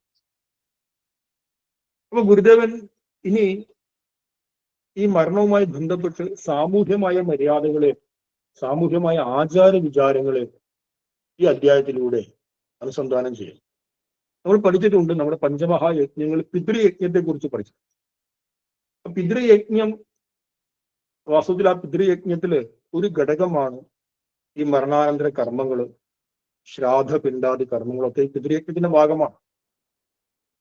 മാത്രമല്ല ശ്രീനാരായണ പ്രസ്ഥാനങ്ങളുടെ ഉദ്ഭവത്തിന്റെ ചരിത്രം നോക്കിക്കഴിഞ്ഞാൽ അപ്പൊ അരുവിപ്പുറം വാവുതി യോഗമാണല്ലോ പിന്നീട് SNDP യോഗം മഹാപ്രസ്ഥാനമായിട്ട് മാറിയത്. അപ്പൊ ഈ മരണാനന്തര കർമ്മവും ആ ഒരു കർമ്മ സംസ്കാരവുമായിട്ട് വലിയ ബന്ധം നമുക്ക് ഗുരുവിന്റെ ദർശനത്തിൽ കാണാൻ സാധിക്കും. ആധുനിക കാലത്ത് ചില ബുദ്ധിജീവികളൊക്കെ വന്ന് ചില അജണ്ടകളെ വെച്ചുകൊണ്ട് അവരിത്തരം ആചാര വിചാരങ്ങൾ നിഷേധിക്കുന്നുണ്ട്. അവർ നിഷേധിക്കുന്ന ശൈലി കണ്ട് നമ്മൾ അതിൽ വീണുപോകും. കാരണം വളരെ പുരോഗമനപരമായിട്ടാണ് അവർ നിഷേധിക്കുന്നത്. വളരെ ഗുരുവിന്റെ പക്ഷം ചേർന്നുകൊണ്ടാണ് നിഷേധിക്കുന്നത്. പക്ഷെ അത് വ്യക്തമായ അജണ്ടയെ സെറ്റ് ചെയ്തു ഇവിടെ നിലനിൽക്കുന്ന ആചാര വിചാരങ്ങളോട് നമ്മുടെ മനസ്സിലൊരു അകൽച്ച ഉണ്ടാക്കി അതിനൊരു താഴ്ന്ന മനോഭാവത്തോടു കൂടി കാണാൻ വേണ്ടി നമ്മൾ പ്രേരിപ്പിക്കുവാൻ മറ്റു ചില ആളുകളുടെ ഉപകരണങ്ങളായി പ്രവർത്തിക്കുന്ന ചില നവീന ബുദ്ധിജീവികളുണ്ട്. ആ ബുദ്ധിജീവികള് ഇത്തരം ആചാര വിചാരങ്ങൾക്ക് നിഷേധിക്കും. പക്ഷെ ഗുരുവിന്റെ ദർശനത്തിന്റെ വിളിച്ച് നമുക്ക് മനസ്സിലാക്കാം, ഈ മരണാനന്തര ക്രിയ എന്ന് പറഞ്ഞ, അതായത് അപരക്രിയ എന്ന് പറയുന്ന, ഈ കുറച്ചും കൂടി ശാസ്ത്രീയമായി പറയുന്ന അന്ത്യേഷ്ടി എന്ന് പറയുന്ന ഈ ഒരു യജ്ഞം, ആ മഹായജ്ഞത്തിന്റെ ആധാരത്തിൽ അങ്ങനെ ഒരു കൂട്ടായ്മയിൽ നിന്ന് പോലുമാണ് ശ്രീനാരായണ പ്രസ്ഥാനങ്ങളുടെ ഉദ്ഭവം ഉണ്ടായിരിക്കും. അപ്പൊ ഈ എല്ലാ ആചാരങ്ങൾക്കും വലിയ പ്രാധാന്യമുണ്ട്. ഇതൊന്നും നിന്ദിക്കേണ്ട കാര്യമല്ല. ആരെന്ത് പറഞ്ഞു കഴിഞ്ഞാലും അത് അവരുടെ അജണ്ടയാണെന്ന് മനസ്സിലാക്കി തള്ളിക്കളയുക. അപ്പൊ ശ്ലോകം 249 നമ്മൾ പറഞ്ഞു 245 മുതൽ മുന്നോട്ട് ഇങ്ങനെ ഗുരുദേവൻ ഈ ശിഷ്യന്മാരൊക്കെ ചോദിക്കുന്നുണ്ട് ഓരോ ചോദ്യങ്ങൾ. ആ ചോദ്യങ്ങളിൽ 248 ഗുരു പറയുന്നു, സ്ത്രീ, ബാലൻ, യുവാവ്, വൃദ്ധൻ ഇവർ മരിക്കുമ്പോൾ അവരുടെ മൃതശരീരത്തെ ഉടനെ ദഹിപ്പിക്കണമെന്ന് പറയും. അതിനുശേഷം 249 പറയുന്നു, ശാഭോ ശൗജോ ദശാഹാനി ജ്ഞാതിനാമിഹ നിശ്ചിത ഏകാദശേ ദിനേ കുര്യാത് ഹോമം പുണ്യാഹമേവ ച. ചൊല്ലാം, ശാവാ ശൗചോ ദശാഹാനി ജ്ഞാതിനാമിഹ നിശ്ചിത ഏകാദശേ ദിനേ കുര്യാത് ഹോമം പുണ്യാഹമേവ ച. ഇഹ ജ്ഞാതിനാം ശവ ആശൗചം, ബന്ധുക്കൾക്കൊക്കെ ശവ സംബന്ധമായ ആശൗച കർമ്മം ദശാഹനി നിശ്ചിത 10 ദിവസത്തേക്ക് നിശ്ചയിച്ചിട്ടുണ്ട്. ഏകാദശേ ദിനേ ഏവ 11ാം ദിവസം തന്നെ ഹോമം പുണ്യാഹം ച കുര്യാത്, ഹോമവും പുണ്യാഹവും ചെയ്യാം. ഇവിടെയും ഹോമത്തിന്റെ പ്രസംഗം വന്നു സാന്ദ്രികമായിട്ട്. 10 ദിവസം ആശൗചം നിശ്ചയിച്ചിട്ടുണ്ട്. ഈ ആശൗചം എന്ന് പറഞ്ഞാൽ സൂതകം എന്നതിന്റെ അർത്ഥം. സൂതകം അതൊരു ആചാര പദ്ധതിയാണ്. സൂതകം എന്ന് പറയാം, സംസ്കൃത വാക്കാണ്. വടക്കേ ഇന്ത്യയിൽ സൂതകം എന്ന് പറയും. നമ്മൾ മലയാളത്തിലെ ഗ്രാമ്യമായ ഭാഷയാണ് പുല എന്ന് പറയും. ഈ പുലിയുടെ മറ്റൊരു പേരാണ് ആശൗചം. അതിന് തന്നെ മറ്റൊരു പേരാണ് എന്ത്? സൂതകം. അപ്പൊ എന്താണ് സൂതകം? ബന്ധു മരിച്ചു കഴിഞ്ഞാൽ അദ്ദേഹത്തിന്റെ പരിചയത്തിന്റെ ബന്ധുക്കൾ, ആ ബന്ധുജനങ്ങൾ 10 ദിവസത്തേക്ക് അനുഷ്ഠിക്കുന്ന ഒരു ജീവിത പദ്ധതിയാണ് ഗ്രാമ്യമായ ഭാഷയിൽ പുല എന്നും വൈദികമായ ഭാഷയിൽ സൂതകമെന്നും ആഷൗജമെന്നും പറഞ്ഞിരിക്കും. ഇപ്പൊ നമ്മുടെ നാട്ടിൽ കണ്ടുവരുന്ന ചില രസകരമായ കാഴ്ചപ്പാടുകൾ, മരിച്ചു കഴിഞ്ഞാൽ ഇനി വീട്ടിൽ വിളക്ക് തെളിയിക്കില്ല, കത്തിക്കില്ല, പ്രാർത്ഥനകളില്ല, ഒന്നുമില്ല. ഇതൊന്നും ചെയ്യാൻ പാടില്ല എന്നുള്ളതാണ്. പക്ഷെ അങ്ങനെയല്ല. ഋഷിമാർ നമുക്ക് നൽകിയ സൂതക ധർമ്മത്തില് അത് വളരെ ശ്രേഷ്ഠമായ കുറച്ചു നാൾ നീണ്ടു നിൽക്കുന്ന ഒരു ജീവിതചര്യയായിട്ട് ബന്ധുക്കൾ മൊത്തം ആചരിക്കും. അപ്പൊ സൂതകധർമ്മത്തിന്റെ ആഴമേറിയ സ്മൃതി ഗ്രന്ഥങ്ങൾ നമ്മൾ പരിശോധിച്ചു കഴിഞ്ഞാൽ ഒരുപാട് കാര്യങ്ങൾ മനസ്സിലാക്കാൻ പറ്റും. സൂതക ധർമാചരണം എപ്രകാരം? ശ്രദ്ധിക്കുക, സൂതകം എന്ന് പറഞ്ഞാൽ ബന്ധു മരിച്ചതിന് ശേഷം അടുത്ത ബന്ധുക്കൾ 10 ദിവസത്തോളം ആചരിക്കേണ്ടുന്ന ജീവിതചര്യയാണ് സൂതകധർമ്മം. എല്ലാ ദിവസവും നിലവിളക്ക് നിർബന്ധമായിട്ടും കൊളുത്തിരിക്കണം. ഗുരുവിന്റെ ചിത്രത്തിന് മുമ്പിൽ, ദേവതകളുടെ ചിത്രത്തിന് മുമ്പിൽ, ആ വീട്ടിൽ മരണം നടന്ന വീട്ടിൽ നിർബന്ധമായിട്ട് ഒരു കാരണവശാൽ നിലവിളക്ക് അണയ്ക്കരുത്. പല അപക്വമതികളായ ആൾക്കാരുടെ നിർദ്ദേശം അനുസരിച്ച് നമ്മൾ തന്നെ പല വീടുകളിലും മരണ വീടുകളിൽ അതിന്റെ അടുത്ത ദിവസം സന്ദർശിക്കുമ്പോൾ വിളക്ക് കൊളുത്താറില്ല, പ്രാർത്ഥനയില്ല, ശോകമുഖമായിട്ട് ഇരിക്കും. ഇത് തീർത്തും ഉചിതമായ കാര്യമല്ല. കാരണം സൂതക ധർമ്മത്തിൽ ഏറ്റവും പ്രധാനം എന്താണ്? എല്ലാ ദിവസവും വിളക്ക് കൊളുത്തണം. 10 ദിവസം രാവിലെയും വൈകിട്ടും വിളക്ക് നിർബന്ധമായിട്ട് കൊളുത്തില്ല. വിളക്ക് അണയ്ക്കാൻ പാടില്ല. അത് ശാസ്ത്രവിരുദ്ധമാണ്, ആചാരവിരുദ്ധമാണ്. അടുത്തത്, ഈ 10 ദിവസത്തേക്ക് ത്രിസന്ധികളിൽ പ്രാർത്ഥന ചൊല്ലണം. 3 സന്ധികളിലും ആ വീട്ടിൽ ആരൊക്കെയാണോ ബന്ധുക്കളായിട്ടുള്ള ആൾക്കാർ ഒക്കെ ഉണ്ടായിരിക്കും, അവരൊക്കെ ചേർന്ന് ഈ അയൽക്കാരൊക്കെ വന്ന് 3 സന്ധികളിലും മരണം കഴിഞ്ഞാൽ അന്ന് തൊട്ട് 10 ദിവസത്തേക്ക് 3 സന്ധികൾ നിർബന്ധമായിട്ട് പ്രാർത്ഥന ചൊല്ലണം. ഇത് സൂതകധർമ്മമാണ്. ഇനി മരണം കഴിഞ്ഞ് ആ സമയം തൊട്ട് പിണ്ടദാനം നടക്കുന്ന 11ാമത്തെ ദിവസം, ഇവിടെ ഗുരു പറഞ്ഞിരിക്കുന്ന ഏകാദശിയിൽ, ആ 11ാമത്തെ ദിവസം വരെ അഖണ്ഡനാമം ചെയ്യണം. നമ്മൾ ഇന്നും അത് പലപ്പോഴും നമുക്ക് കേരളത്തിന്റെ പശ്ചാത്തലത്തിൽ കാണാൻ സാധിക്കില്ല. വടക്കയിൽ പോയി കഴിഞ്ഞാൽ അഖണ്ഡനാമ സങ്കീർത്തനം കാണാം. ഓം നമോ നാരായണ അല്ലെങ്കിൽ അത്തരത്തിലുള്ള മന്ത്രങ്ങൾ പിണ്ടദാന ദിവസം വരെ ചൊല്ലിക്കൊണ്ടേയിരിക്കും. 2 or 3 പേര് ഇരുന്നു. എന്നിട്ട് അവരിങ്ങനെ മാറി മാറിയിരിക്കും. നമ്മെ സംബന്ധിച്ച് എന്തൊക്കെ ചെയ്യാം? കീർത്തനങ്ങൾ ചൊല്ലാം, ഗുരുവിന്റെ കൃതികളുടെ പാരായണം ചൊല്ലാം ഈ 10 ദിവസത്തിൽ. ഇനി സൂതകധർമ്മത്തിൽ ഏറ്റവും ഒരു ശ്രദ്ധേയമായ മറ്റൊരു നിർദ്ദേശമാണ് ഭജനകൾ ചെയ്യണം. ഇത് നമ്മൾ കണ്ടിട്ടുണ്ട്. ഒരിക്കലും മലബാറിൽ ചില സമുദായങ്ങളുടെ അത് ഇന്നത്തെ കാലത്ത് ആചാരം കുറവാണ്. പക്ഷെ ഒരു 10 കൊല്ലം മുമ്പ് വരെ അത് സജീവമായി ഉണ്ടായിരുന്നു. മരണം കഴിഞ്ഞാൽ അവർ ഹാർമോണിയം തബലയൊക്കെ വെച്ച് ഭജന ചെയ്യും 10 ദിവസത്തേക്ക്, അല്ലെങ്കിൽ 16, എത്രയാണോ ആ സമുദായങ്ങൾ നിശ്ചയിച്ചിരുന്ന കാലഘട്ടം അത്തരം. അത് നമ്മൾ നേരിട്ട് കണ്ടിട്ടുണ്ട്. ഒരിക്കലും ഒരു വീട്ടിൽ പോയി മരണം കഴിഞ്ഞ് അടുത്ത ദിവസം പോയിട്ട് അടുത്ത ദിവസം പോയ സമയത്ത് നല്ല മനോഹരമായ ഭജന സന്ധ്യാസമയം.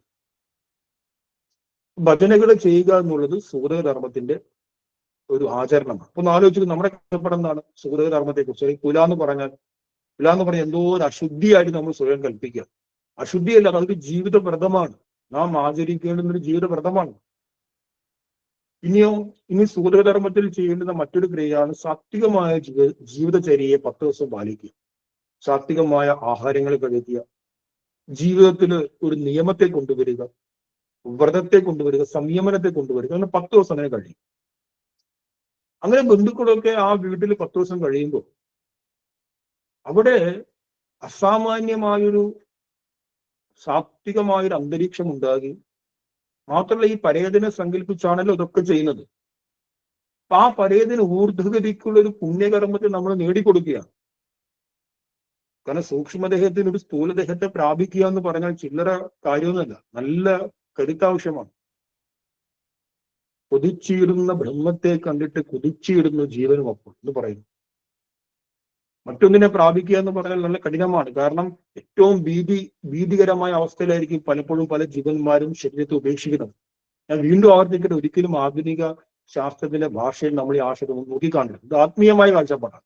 ആത്മീയമായ ദൃഷ്ടിയിൽ നമ്മൾ നോക്കിക്കാണാം. രണ്ടും കൂടി മിക്സ് ആക്കി കഴിഞ്ഞാൽ നമുക്ക് വലിയ കൺഫ്യൂഷൻ ഉണ്ട്. അപ്പൊ പലപ്പോഴും മരണം എന്ന് പറയുന്നത് അപമൃത്യു അല്ലെങ്കിൽ ഒരു ജീവൻ അങ്ങേയറ്റം ഭയപ്പെട്ട് വേദനയോട് കൂടിയാണ് സാധാരണ എല്ലാവരും മരിക്കുന്നത്. നമ്മൾ സ്വാഭാവിക മരണം എന്ന് പറഞ്ഞാൽ പോലും ആ ജീവൻ അതിൽ നിന്ന് വിടാൻ വേണ്ടിയിട്ട് വലിയ ഒരു റിസ്ക്കാണ്. അപ്പോൾ വളരെ ദുർബലമായിരിക്കും ആ ജീവഭാവം എന്ന് പറയുന്നത് ആ സമയത്ത്. ആ ജീവഭാവത്തിലേക്ക് നമ്മളൊരു കരുത്തിനെ പകരെ നമ്മൾ ബന്ധുക്കളൊക്കെ ചേർന്ന് ഇരുന്നു കൊണ്ട് ഒരു സാത്വികമായ ഒരു ആശ്രമാന്തരീക്ഷത്തെ അവിടെ ഉണ്ടാക്കിക്കൊണ്ട് ഭജന, കീർത്തനം, നാമസങ്കീർത്തനങ്ങള്, വിളക്ക് കൊളുത്തുന്നു, ആരാധന എല്ലാം ചെയ്ത് ആ ജീവൻ ഊർദ്ധഗതിക്കുള്ള ഒരു കരുത്ത് പകർന്നു കൊടുക്കുക. നമുക്ക് എത്ര ഉദാത്തമായ ഒരു ആചാര സങ്കല്പമാണത്. അതുകൊണ്ട് ഒരു കാരണവശാലും മരണം കഴിഞ്ഞ ശേഷം വിളക്കെല്ലാം അണച്ച് 10 ദിവസം മിണ്ടാതിരിക്കരുത്. സൂതക ധർമ്മത്തെ ആചരിക്കാം.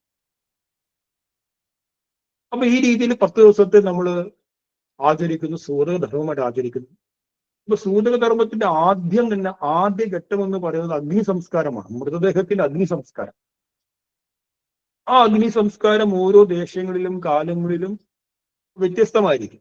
ഇതിനൊക്കെ നമുക്കൊരു ഏകീകൃതമായിരിക്കുന്ന രൂപത്തിലേക്ക് ഒരിക്കലും കൊണ്ടുവരാൻ സാധിക്കില്ല. സാമാന്യമായ തത്വം ഒന്നായിരിക്കും, പക്ഷെ ദേശകാലങ്ങൾക്കനുസരിച്ച് വ്യത്യാസമുണ്ട്. അത് ഗുരുജൻ അത് ഈ അധ്യായത്തിൽ പറയുന്നുണ്ട്. കേരളത്തിൽ തന്നെ പല സ്ഥലത്തും പല രീതിയിലായിരിക്കും, കേരളത്തിന് വെളിയിൽ പല രീതിയിലായിരിക്കും. പക്ഷെ സാമാന്യമായിട്ട് എല്ലായിടത്തും ഒരു സ്ട്രക്ചറിനാണ് അത് അനുവർത്തിക്കുന്നത്.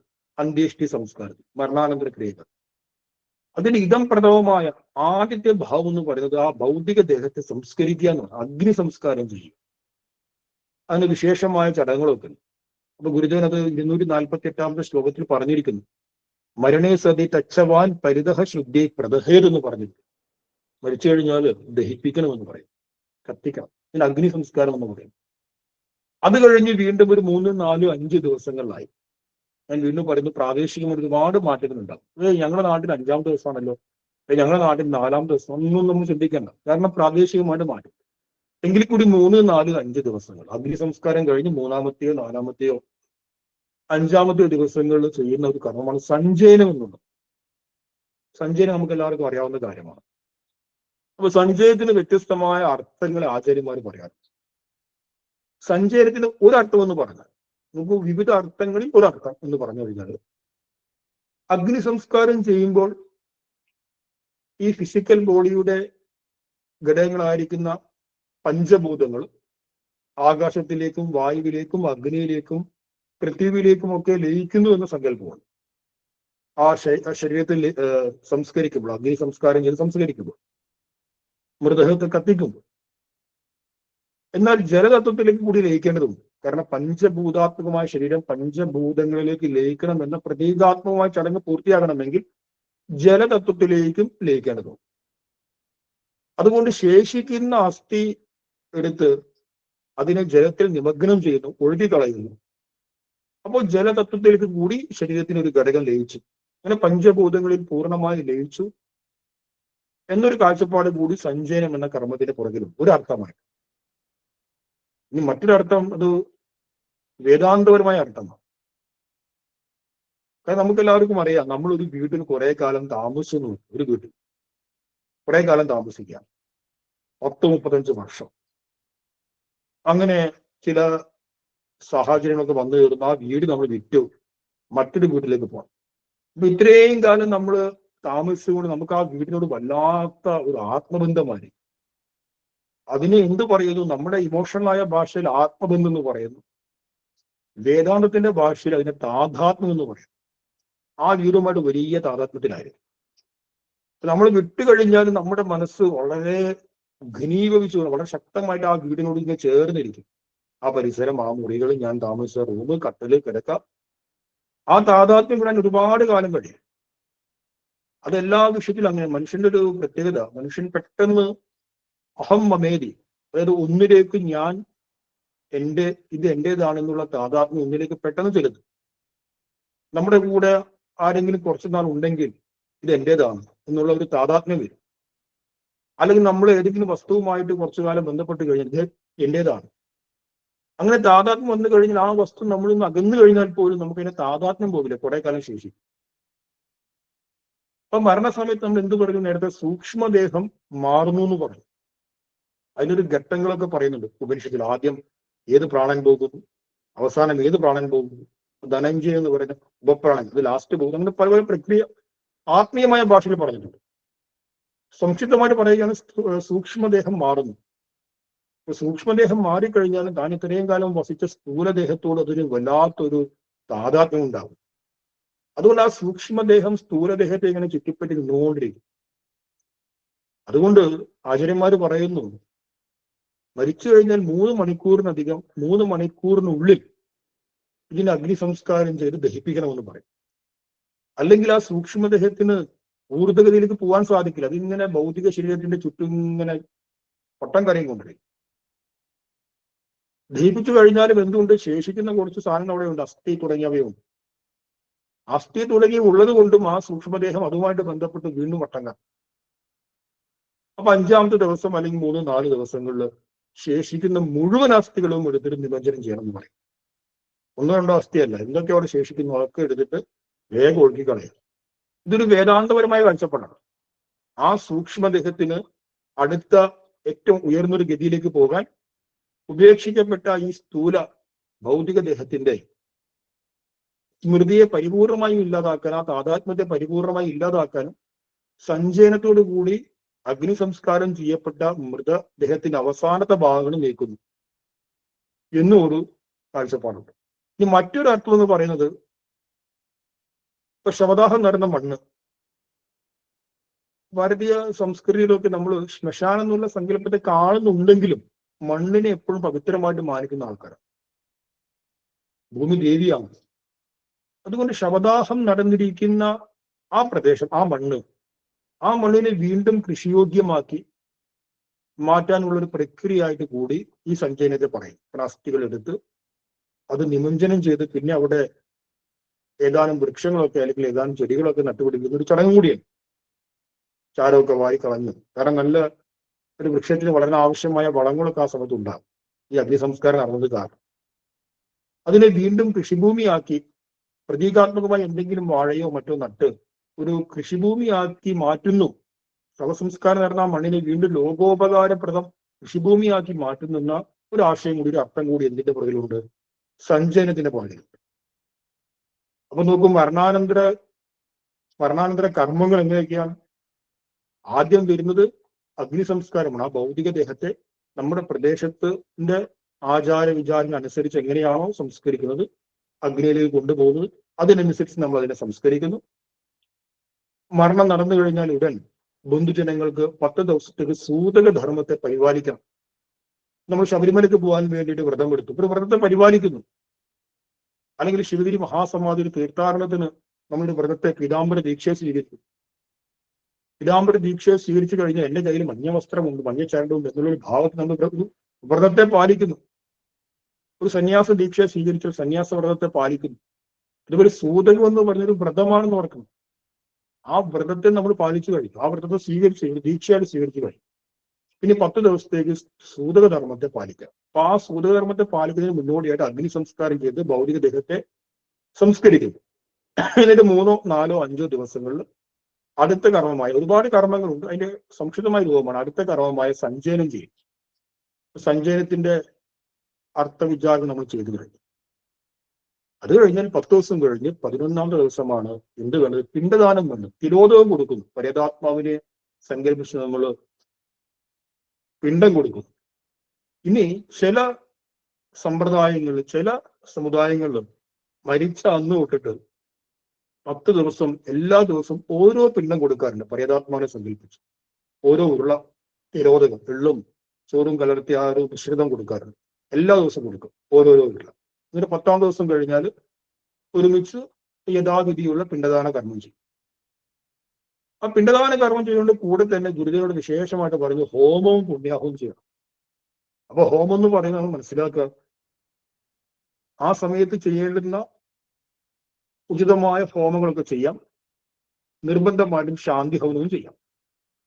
10ാമത്തെ ദിവസം കഴിഞ്ഞ് 11ാം ദിവസം രാവിലെ നമുക്ക് ഗുരുവിന്റെ ഹോമമന്ത്രത്തെ ചൊല്ലി ഇങ്ങനെയാണോ നമ്മൾ ശാന്തി ഹവനത്തെ ചെയ്തത് അതേപോലെ ശാന്തി ഹവനം ചെയ്യാം. ഇനി ആരും ഹോമം ചെയ്യാൻ വൈദ്യന്മാരൊന്നും വന്നിട്ടില്ലെങ്കിൽ നമുക്ക് സ്വമേധയാ ചെയ്യാം. ബന്ധുജനങ്ങളും ശാന്തി ഹവനം. അതേപോലെ പുണ്യാഹത്തെയും ചെയ്യണമെന്ന് പറയും. ഒരു കലത്തില് ജലം നിറച്ച് ആ ജലത്തില് വിവിധ മന്ത്രങ്ങളെ ചൊല്ലി അതിനെ തീർത്ഥമാക്കി മാറ്റണം. ഓം ഗംഗേ ചേവനെ ചേവ ഗോദാവരി സരസ്വതി നർമ്മദേ സിന്ധു കാവേരി ജലേസ്മിൻ സന്നിധിയും കൂടി തുടങ്ങിയ പരമ്പരാഗതമായ മന്ത്രങ്ങളെയോ അല്ലെങ്കിൽ നമുക്ക് ഇഷ്ടമുള്ള താല്പര്യമുള്ള മന്ത്രങ്ങളെ ചൊല്ലി ആ ജലത്തെ തീർത്ഥമാക്കി മാറ്റി ആ തീർത്ഥം നമ്മൾ കളിക്കുന്നു വീടിലും പരിസരത്തും. അങ്ങനെ ഹോമവും പുണ്യാഹവും ഈ പിണ്ടദാന കർമ്മത്തോടു കൂടെ 11ാമത്തെ ദിവസം ചെയ്യണം. അത് കഴിഞ്ഞ് ശ്രാദ്ധം എന്ന് പറയുന്ന ഒരു സംഭവം. ശ്രാദ്ധം എന്ന് പറഞ്ഞാൽ വിവിധ ആചാരങ്ങൾ ചേർന്നിരിക്കുന്ന ഒരു പരിപാടിക്കാണ് ശ്രാദ്ധം എന്ന് പറയുന്നത്. ആ ശ്രാദ്ധത്തിൽ പിണ്ടദാനം ഉൾപ്പെടുന്നു. പിണ്ടദാനം കൂടാതെ അന്നദാന കർമ്മങ്ങൾ, ശ്രേഷ്ഠരായ അർഹരായ ആൾക്കാർക്ക് നമ്മൾ അന്നദാനത്തെ ചെയ്യുന്നു. പിന്നെ തർപ്പണം, അത് ജലത്തെ മന്ത്രം ചൊല്ലി തർപ്പിക്കുക. അങ്ങനെ ഒരുപാട് കർമ്മം ആ കൂട്ടത്തിൽ പിണ്ടദാനവും വരും. ഈ ശ്രാദ്ധം നമുക്ക് മാസത്തിൽ ഒരിക്കലോ അല്ലെങ്കിൽ വർഷത്തിൽ ഒരിക്കലോ ആചരിക്കാം. ഒരു വ്യക്തി മരണപ്പെട്ടു കഴിഞ്ഞാൽ ആ മരണപ്പെട്ട ദിവസത്തെ നാള് നോക്കുക. എന്നിട്ട് അടുത്ത വർഷം അതേ മാസത്തിലെ അതേ നാളിന് നമുക്ക് ശ്രാദ്ധം ആചരിക്കാം. ഇപ്പൊ മിഥുന മാസത്തെ ചോതി നക്ഷത്രം എന്ന് പറഞ്ഞാൽ ഇനി നാളല്ലാതെ പക്ഷവും നോക്കാം. പക്ഷം എന്ന് പറഞ്ഞാൽ 2 പക്ഷങ്ങളുണ്ട് ചാന്ദ്രമാസ പ്രകാരം, വെളുത്ത പക്ഷവും കറുത്ത പക്ഷവും. അതിൽ തിഥികളും എടുത്തു, പ്രഥമ, ദ്വിതീയ, തൃതീയ. ഇപ്പൊ വെളുത്ത പക്ഷത്തിലെ തൃതീയ. അപ്പോ ഇന്നൊരാൾ മരിച്ചു, ആ മരിച്ച സമയം വെളുത്ത പക്ഷത്തിലെ തൃതീയാണെങ്കിൽ അടുത്ത വർഷം ആ മാസത്തിൽ വെളുത്ത പക്ഷത്തിൽ തൃതീയക്ക് നമുക്ക് ശ്രാദ്ധകർമ്മം ചെയ്യാം. ആ ശ്രാദ്ധകർമ്മത്തിൽ പിണ്ടദാനം ഉൾപ്പെടുന്നു, അന്നദാനം ഉൾപ്പെടുന്നു, തർപ്പണം ഉൾപ്പെടുന്നു. മരണാനന്തര ക്രിയകൾ അനിവാര്യമായ ഒന്നാണ് അന്നദാനം എന്നുള്ളത്. നമ്മൾ കേരളീയ സാഹചര്യത്തിൽ പലരും സഞ്ചയന കർമ്മത്തിൽ ആ സഞ്ചയന കർമ്മവുമായി ബന്ധപ്പെട്ടും അന്നദാനാദികളെ ബന്ധുക്കളെയൊക്കെ വിളിച്ച് ചെയ്യുന്നു. ചില സമ്പ്രദായങ്ങൾ ശ്രാദ്ധവുമായിട്ട് ബന്ധപ്പെട്ടും ചെയ്യുന്നു. പക്ഷെ എന്തായാലും വ്യാപകമായ രീതിയിൽ അന്നദാനം ചെയ്യണമെന്നുള്ളത് സ്മൃതി ഗ്രന്ഥങ്ങൾ പറഞ്ഞിട്ടുണ്ട്.